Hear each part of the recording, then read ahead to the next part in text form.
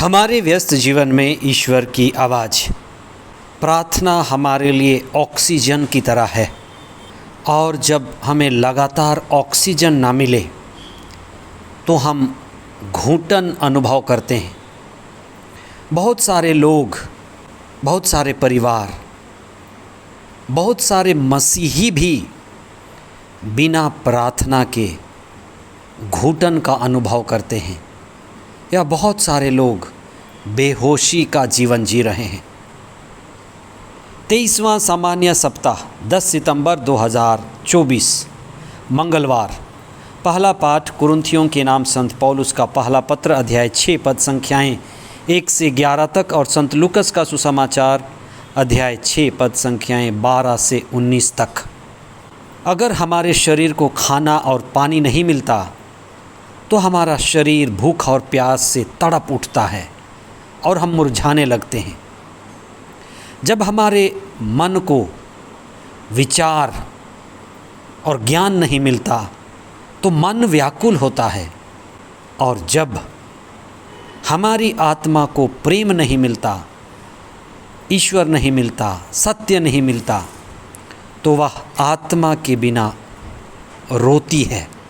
जब हम किसी व्यक्ति के बड़े होने का आकलन करते हैं कि आदमी कितना बड़ा है, उस आदमी की औकात क्या है, तो हम पता करते हैं कि उसका किससे रिश्ता है, कितनी ऊपर तक उसकी पहुंच है, कौन उसके घर में आता जाता है, किनसे वह व्यक्ति या वह परिवार उठता बैठता और संगत करता है।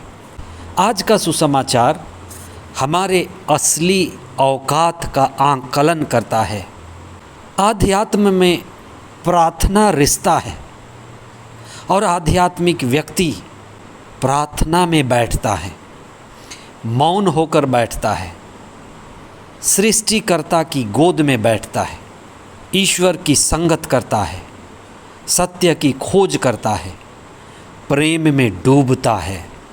प्रार्थना है ईश्वर के साथ रिश्ता, ईश्वर से प्रेम, ईश्वर से लगाव। और जैसे मित्रता बढ़ती है वैसे ही प्रार्थना में ईश्वर के साथ हमारा रिश्ता बढ़ता है। एक ही दिन में ये रिश्ता नहीं बनता, रिश्ते बनाने और निभाने पड़ते हैं। प्रार्थना में लगातार हमें रिश्ता बनाना, बनाए रखना और निभाना पड़ता है। प्रार्थना एक आध्यात्मिक क्रांति है। ईसा ने इस क्रांति की शुरुआत की। ईसा ने प्रार्थना के द्वारा ही शिष्यों को चुना। मौन प्रार्थना के द्वारा शिष्यों को प्रशिक्षित किया।